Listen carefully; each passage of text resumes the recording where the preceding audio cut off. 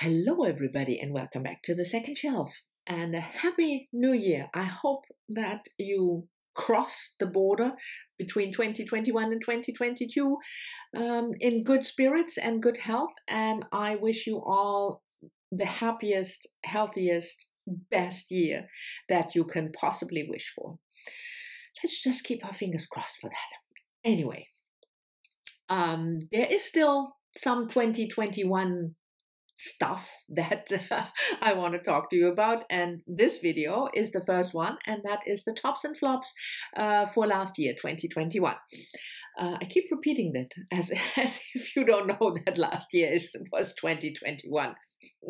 Anyway, what I normally do is I do videos about new releases, tops and flops, and then the backlist tops and flops. But this year I'm going to do one video, tops and flops, fiction, nonfiction, because I just didn't read enough new releases. So 2021 releases in order, to separate them from the rest.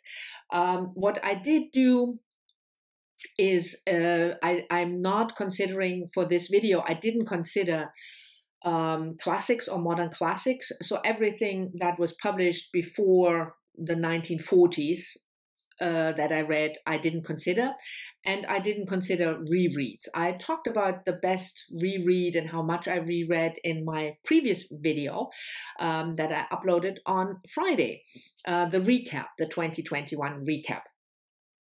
So this is books that I read that were published after 1940 and that I didn't reread. And then I will start with the nonfiction and fiction, and then we have the flops. And at the end, the best book for me, the best read that I had in 2021. And before we start, the last public service announcement, and then we really get started, is I said that already in my last video on Friday, that I will go back to the schedule that I had for a long time when I started YouTube, and it is uploading Sunday and Wednesday. So there will be no video anymore on Friday. Anyway, let's get started with the tops and flops of 2021. And I have them all written down because, as you know, I don't have the best of memories. And I start with the top 3 fiction reads, yes. And they are in no particular order, so it's not, number 3, number 2, gold medal. It's just the best 3. And the first one is a short story collection translated from the Hebrew, Yanta Mesh, On the Landing, translated by Ellen Cassidy, published in 2018 in Hebrew, and then not in Hebrew, in Yiddish. Sorry, in Yiddish, and then in 2019 in English.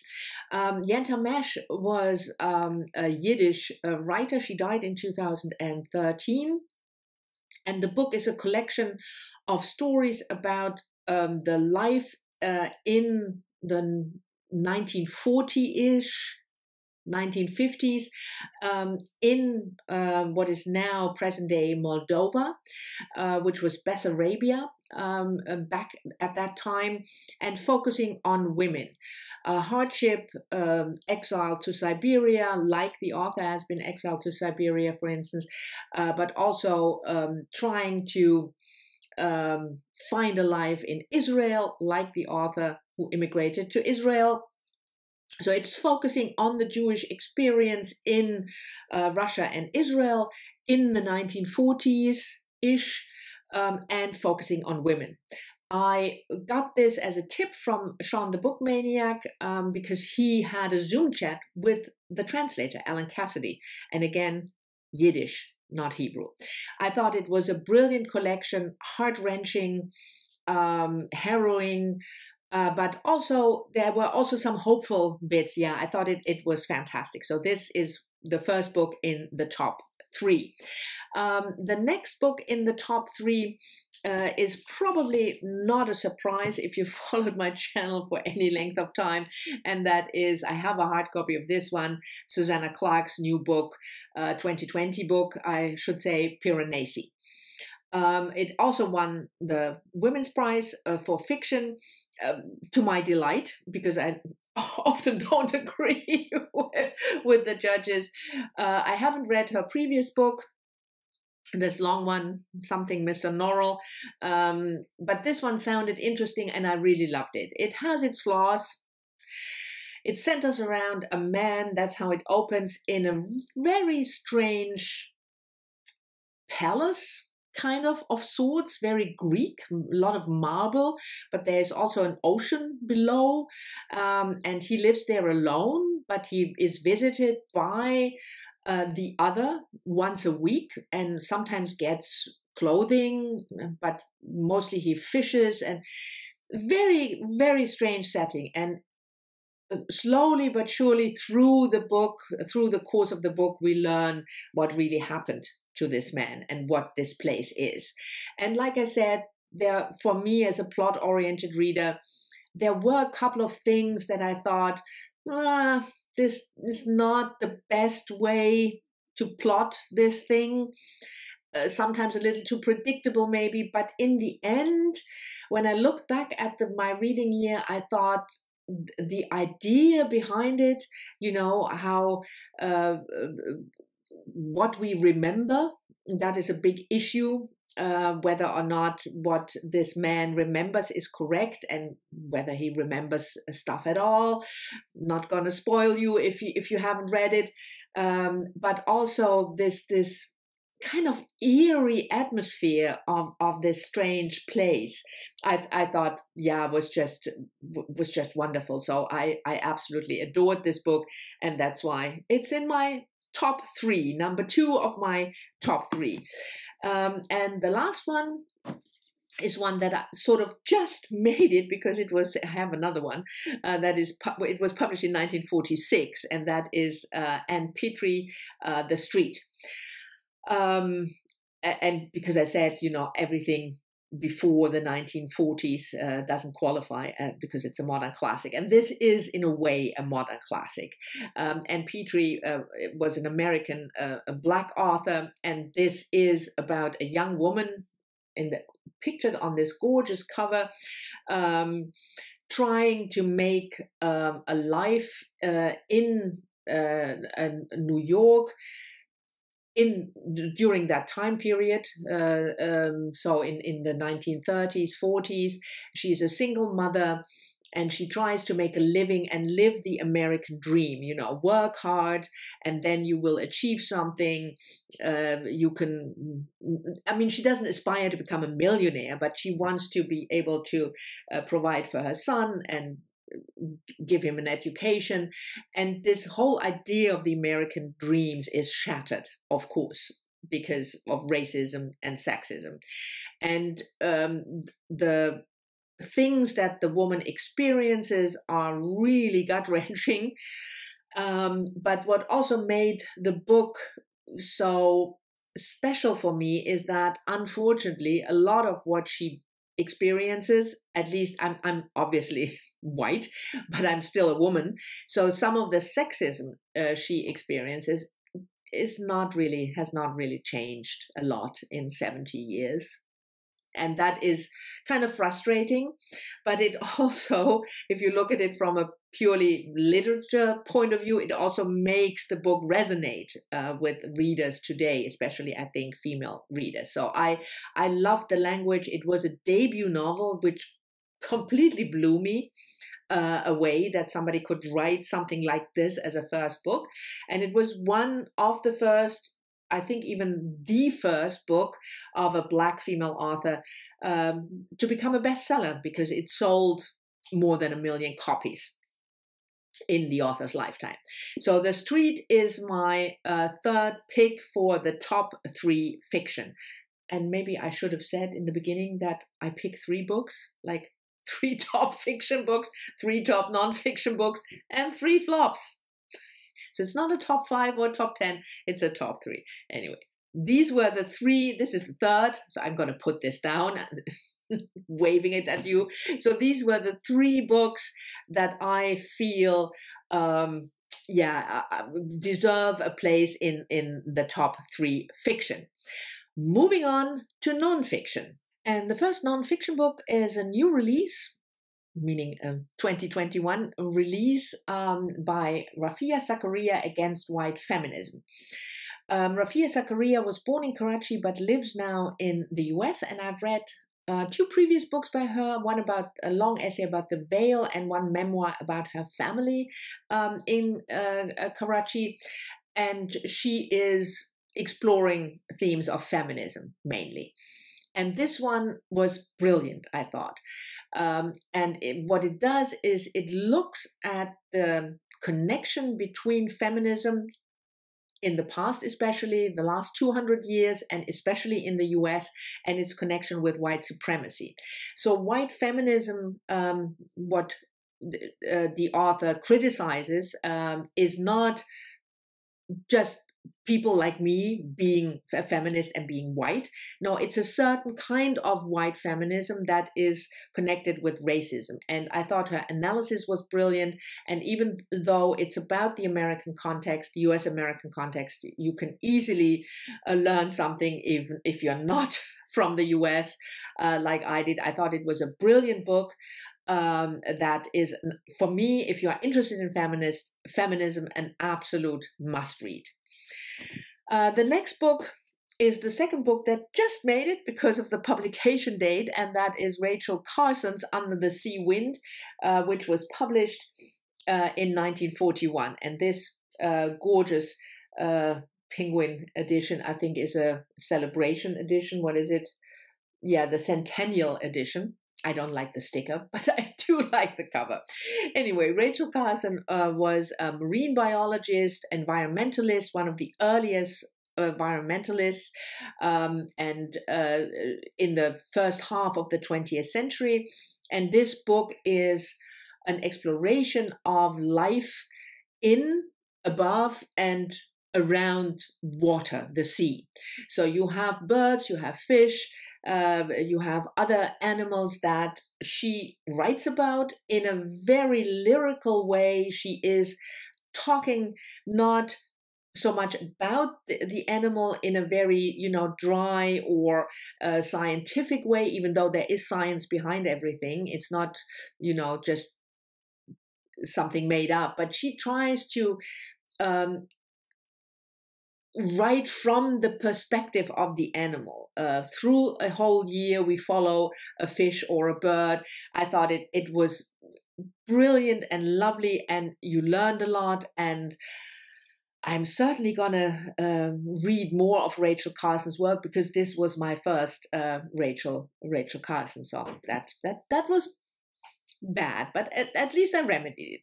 And the last book, I don't have a physical copy, unfortunately, yet. I definitely want to get one, and that is Christina Thompson's book, Sea People. Sea People was published in 2019, so there was no problem with qualification here. And Christina Thompson writes about Polynesia. How did the first people, Polynesian people, not Europeans, Polynesian people get there?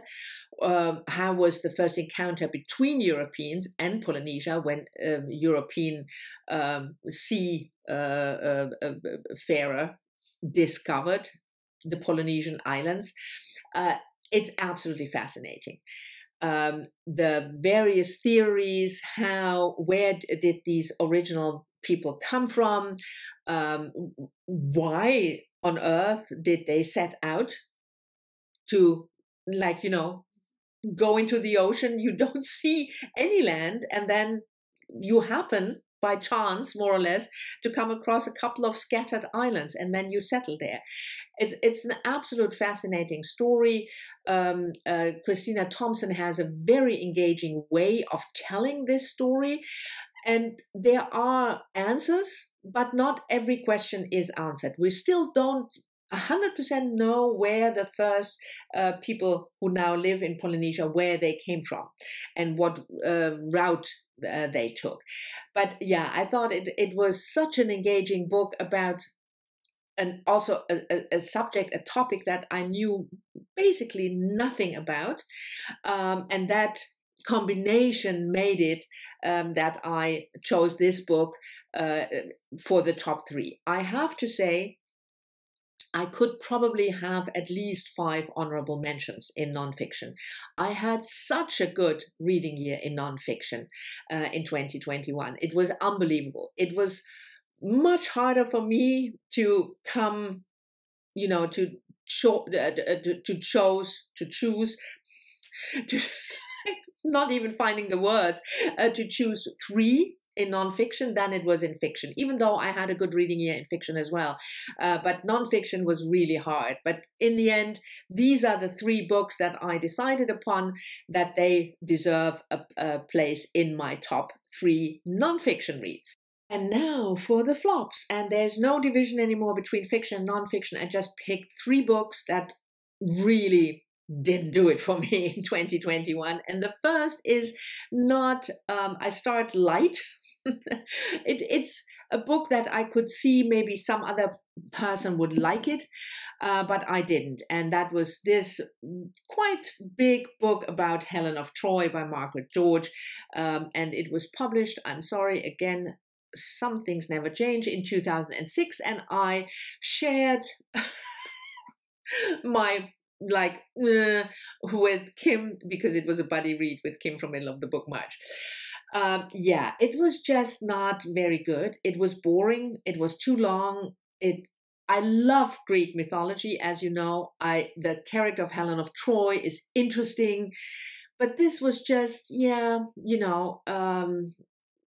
there was nothing new in it in terms of what the author came up with, of this fictionalized life, of this mythology figure. It was just boring, I felt, and way, way, way too long. So yeah, the next 2 are books that really irked me. And the first one is a nonfiction, which I read. I read this book for the BookTube Prize last year, I think quarterfinals, not sure. And that is Sonia Shah, The Next Great Migration, obviously published in 2020. Sonia Shah is a journalist, kind of what we might call a science journalist. I read a book by her about cholera that was fantastic.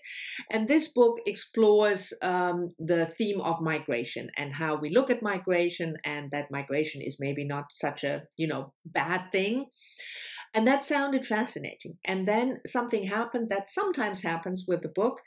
In the opening chapter, or maybe the second chapter, she talks about something that I happen to know really the details about, and it just didn't, it wasn't true at all. It was about an incident that happened in Cologne during a New Year's Eve a couple of years ago, involving, the sexual harassment of women, and most of the perpetrators were people, migrants from Africa.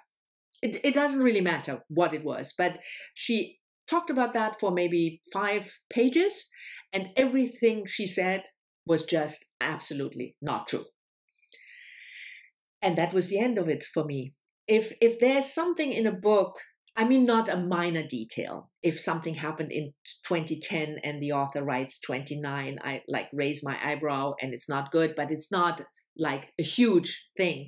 But if this is at the core of her argument, not this incident, but the incident relates to the core of her argument, I just can't take the author seriously anymore. For nothing. She loses all credibility, and the book is just not worth reading for me anymore, which is a shame, because I like I said, I really enjoyed previous books by her. So yeah.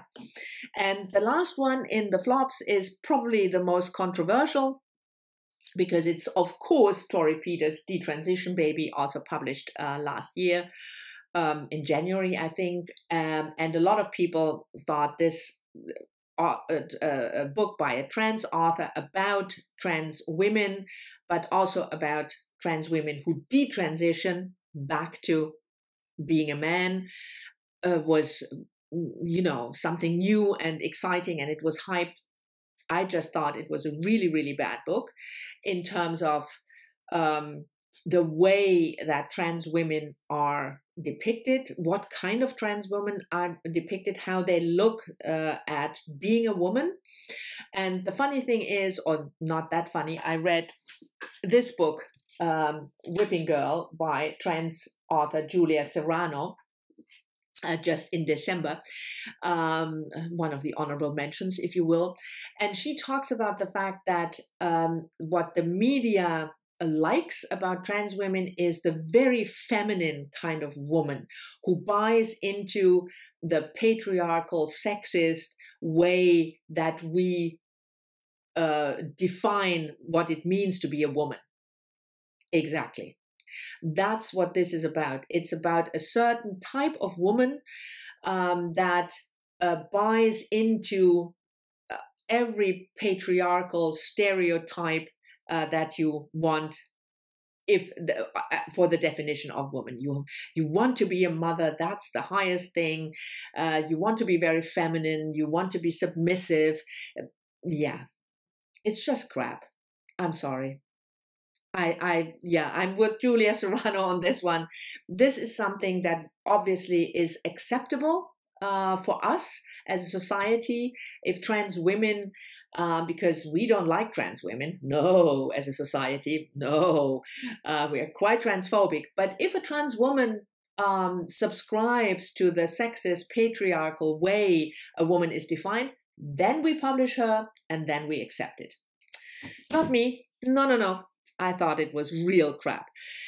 Anyway, I didn't want to end this video on a negative note, so I will show the book that I thought was the best book for me for 2021, and that was fiction, Evie Wyld's The Bass Rock, just the opposite of Detransition Baby, about the experience of women in the 17th century, around the Second World War, and in the day now, and the problems they face in a sexist, patriarchal society. It's quite a harrowing book because it talks a lot about sexual abuse, sexual violence, and other minor forms of sexism, but I thought the range of the story, over the centuries, the characters were really nuanced and deep, and the topic is something that resonates with me, that speaks to me. So Evie Wyld, The Bass Rock, was for me the top read of 2021. On this positive note, and again, a happy new year. Thank you for watching. I'm having difficulties making whole sentences here. Thank you very much for watching. I hope you've enjoyed it. As always, like last year, I'm looking forward to your comments, and I'll see you all soon in the next one, which will be on Wednesday.